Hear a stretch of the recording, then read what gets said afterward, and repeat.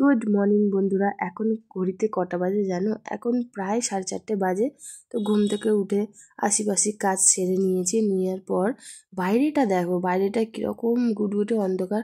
আর সেই দিন রাতে প্রচুর হাওয়া, মানে 4:30 তো ভোরবেলাতে প্রচুর ঠান্ডা হাওয়া ছাড়ছিল। ওই কারণে জ্যাকেট মাথায় মানে ওড়না বেঁধেছিলাম। দেখতেই পাচ্ছ বাইরের গাছপালা কীরকম নড়ছে। চলো আমি তোমাদের সঙ্গে আমার নতুন রান্নাঘরের সাথে আলাপ করাই। হ্যাঁ, এটাই আমার নতুন রান্নাঘর।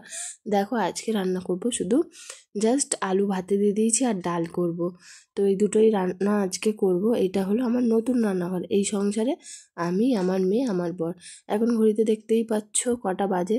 তো আমি ঘরটাও মুছে নিয়েছি আর এইখানে রান্না হচ্ছে আর আমি ভেতরে ঘর মুছে নিচ্ছি।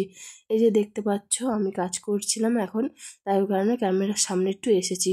তারপরে মাম্মামকে স্কুলে দিয়ে 6টার মধ্যে আমার কাজ বাজ সেরে মাম্মামকে স্কুলে দিয়ে এখানে গাছতলায় বসে থাকি। আমি বসেই থাকি, আমি বাড়িতে যাই না, কেন স্কুলটা বাড়ি থেকে অনেকটা দূর, ওই কারণে। তো বসেই থাকি, সাইকেল চালিয়ে আসি আর ভালো লাগে না। তো একেবারে মাম্মামকে 10টার সময় নিয়ে একেবারে বাড়ি চলে যাব। তারপরে বাড়িতে যেটুকুনি কাজ থাকবে সেইটুকুনি করব। আর আমার সাথে অনেক গার্জেনরা থাকে। এখন তারা নেই, এখন তারা খেতে গিয়েছিল। না, স্কুল থেকে এই ভালো লাগছে না, এটা চশমাটা পরো, চুলটা ঠিক করো। স্কুল থেকে এসে কোথায় যাচ্ছ নায়িকা? চুলটা ভালো করে পরো, বাবাকে বলো। তুমি যাও, আমি চিকেনটা রান্না করে নিই, এসে ভাত খেয়ে নেবে। হ্যাঁ যাও।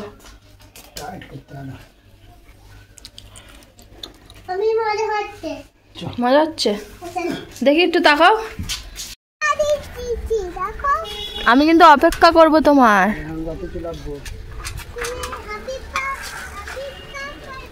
অপেক্ষা, যাও।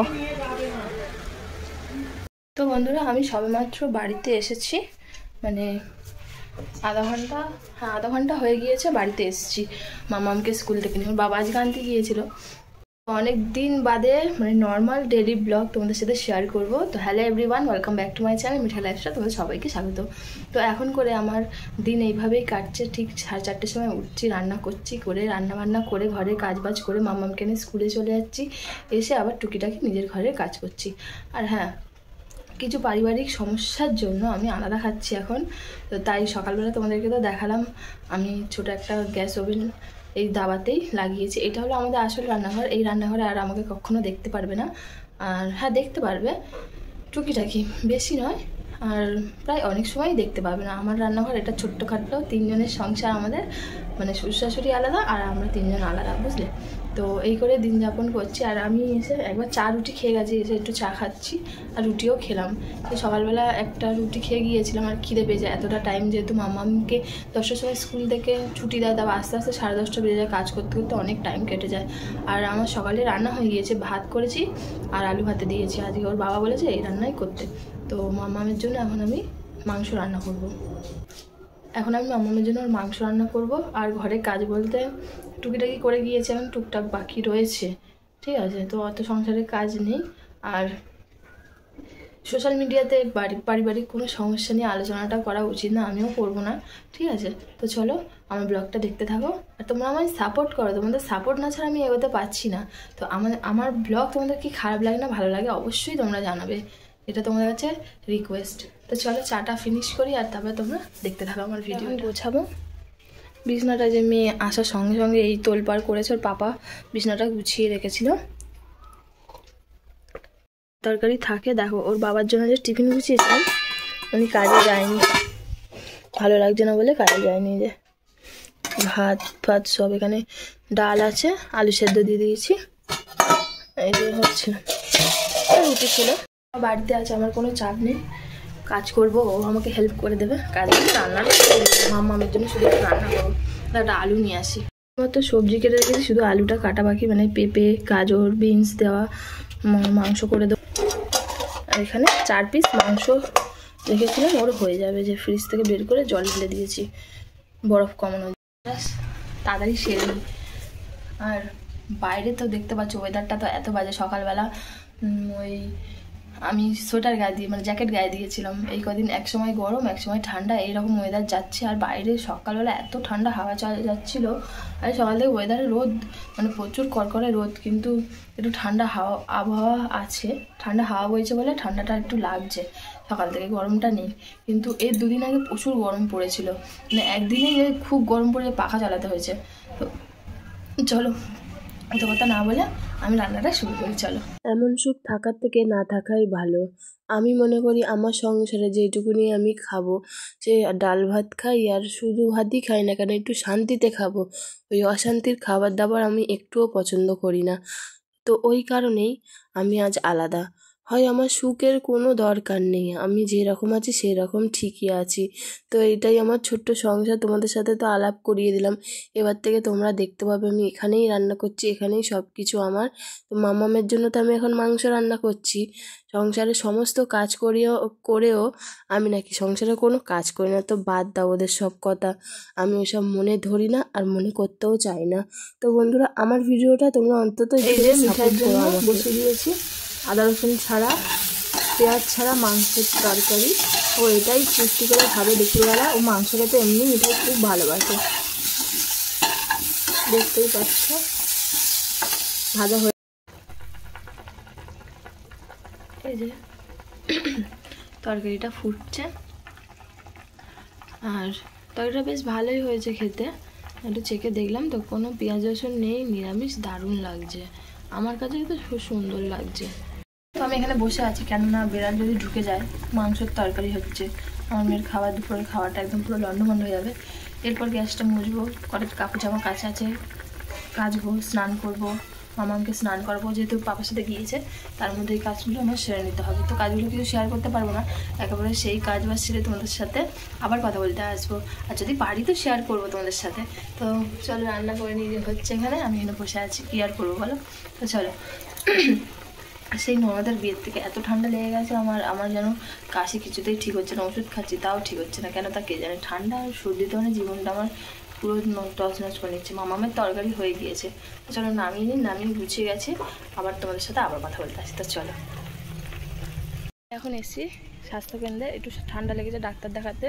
তো ডাক্তার বললে একটু বাইরে দাঁড়াতে, তো দাঁড়িয়ে আছে। আর আমার পেছনে দেখো মা কালী মায়ের মন্দির, মানে স্বাস্থ্যকেন্দ্রের পেছনেই একটা শ্মশান, এটা বলতে পারো ছোটো বাচ্চাদেরকে আগে মানে পোতা হতো। তো এখানে আমি এসে দাঁড়িয়েছি, বেশিক্ষণ দাঁড়াবো না, হাওয়া বাতাস লাগার একটা ব্যাপার আছে, তো ভয়ও লাগছে। তো চলো বাইরে যাই।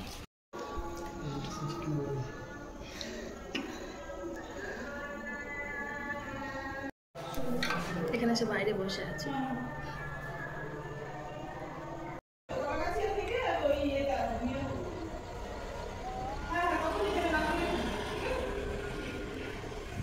হয়ে গিয়েছে, আমরা এখন বাড়ি যাই, দেখি মিঠাই কি করছে বাইরে এই বাড়ি। তো মিঠাই বাড়িতে কি করছে চলো দেখি, গিয়ে আবার ওকে খাবো। 1টা বেজে গেছে, এই করে আমার সারা দিন মানে ডেলি আমার দেরি হয়ে যাচ্ছে। কোথায় একটু তাড়াতাড়ি খেয়ে দিয়ে ঘুমিয়ে পড়বো মামুকে নিয়ে, তা না দেরি সবসময়। তো চলো, রোদ কি বাবা। তোমাদেরকে তো বলেইছিলাম যে আমি যেমন করে রান্না করে দিই না কেন আমার মেয়ে তৃপ্তি করে খাবে। এই যে দেখতে পাচ্ছ পাতে ওর মাংস পড়েছে, কিন্তু না ও প্রথমে খাওয়ার সময় গ্যাগু করছে, ও ভেবেছে কষা কষা মাংস খাবো, কিন্তু আমি যে এরকম করেছি ও তো জানে না।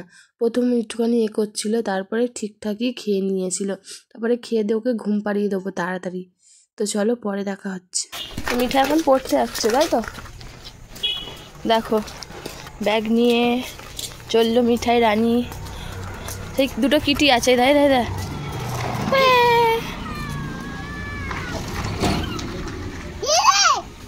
আস্তে আস্তে দিতে ডেলি যাই, আজও যাচ্ছি মেয়েকে দিতে পড়তে।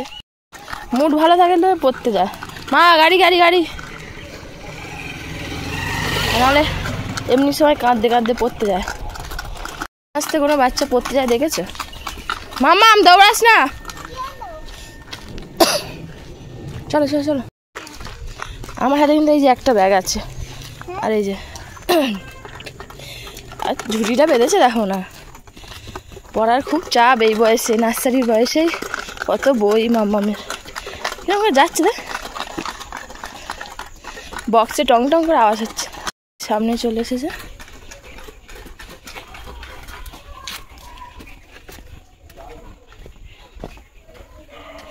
ডাকো আন্টিকে। আন্টি জেগে আছে, দেখো। মাম্মামকে পড়তে তো দিয়ে এসেছি সেই 4:30, তো এখন প্রায় 6টা বাজে। পুজোর সন্ধ্যেটা দিয়ে তারপরে মাম্মামকে আনতে যাব। অনেকক্ষণ নেই বাড়িতে, কেমন একটা লাগছে, না থাকলেও ফাঁকা ফাঁকা লাগে। ওই কারণেই আমি স্কুলে বসে থাকি, যে ওকে ছাড়াই এতটা সময় কি করে থাকবো, ওই কারণেই আমি বসে থাকি মেনলি। তো চলো সন্ধ্যেটা দিয়ে নিই, আর ভগবানের কাছে এইটুকুনি প্রার্থনা করব যে সবাই ভালো থাকুক, সুস্থ থাকুক। মিঠাই রানী পড়ে টরে বাড়ি চলে এসেছি। মাম্মা আমি অরিও বিস্কুট খাবো। কেন? আমি খাই না অরিও বিস্কুট। কেন? খাই না। না, তুমি দুষ্টুজি খাবে। না চলো চলো ঘরে চলো, মশা এখানে মশা, চলো ঠান্ডা। আরে চল ঘরের মধ্যে ঢোক, তারপরে তো মিঠাই পড়াচ্ছি, দাঁড়া। মিঠাই কাল স্কুলে যাবে, তাই বই গোছানো হচ্ছে। কাল দিনটা লাস্ট, শনিবার ছুটি। হ্যাঁ, আর এই যে পরে এসে কান্না শুরু করেছে, আর এখন এই জামাটা পরার বায়না করছে। চলো ওকে জামাটা পরিয়ে দিই। খুব বমাইস বমাইস। আমি প্যান্ট পরবো, প্যান্ট পরবো। তো প্যান্ট নয়, তোর তো জামা। এটা প্যান্ট। কি সব ইংলিশে বলছে, বাংলায় বলতে পারছে না। কালার কালারগুলো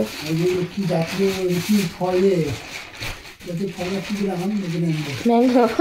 তুই ইংলিশে বলছিস সব কিছু, বাংলা বলবে না তুমি? তুমি সব ইংলিশ, তুমি তো বাঙালি, তুমি তো বাঙালি বাচ্চা। আমি এটা প্যান্ট পরছি, ঠিক আছে? আচ্ছা জামাটা প্যান্ট পরে নাও। হ্যাঁ ঠিক আছে ঠিক আছে, সব ঠিক আছে। প্যান্ট পরিয়ে দাও। তুমি পরে নাও মা, তুমি পরে নাও। আজকে রাতের রান্না দেখতেই পাচ্ছ, রুটি করছি, আর এইদিকে সব সবজি কেটে রেখে দিয়েছি। মানে ভাত আছে, ভাতটাকে ভাজবো, আর রুটি আছে, একটু তরকারিও আছে, ওই দিয়েই খাওয়া হয়ে যাবে রাত্রে। তুই ওই রকম আর তোর বাবা এরকম, আর আমি এখানে খাবার নিয়ে বসে। খাটো ওটো। তো বন্ধুরা এখন বাজে রাত 10টা। মাম্মাম কাল স্কুলে যাবে, তাই ওই কারণে ওকে তো ঘুম পাড়িয়ে দিতে হবে। এই যে মাম্মাম, তো ওকে ঘুম পাড়িয়ে দিতে হবে কাল যেহেতু স্কুলে যাবে। তো আজকের মতো টাটা। তো মাম্মাম বলে দাও টাটা। যদি ভিডিওটা ভালো লাগে লাইক করো আর আমার সাবস্ক্রাইব করো, আমার চ্যানেলটা সাবস্ক্রাইব করো। গুড নাইট বন্ধুরা। তাই বন্ধুরা, ও তুমি পরীক্ষা দেবে? ভালো থেকো। ও আর জানো মিঠাইয়ের সামনে পরীক্ষা, জানো আর কিছুদিন বাদে না মা, তুমি পরীক্ষা দেবে তো? হ্যাঁ দেবো। তো চলো কবে পরীক্ষা হয় তোমাদের সাথে শেয়ার করবো পরে। তো আজকের মতো টাটা, ভিডিওটা এখানেই শেষ করছি।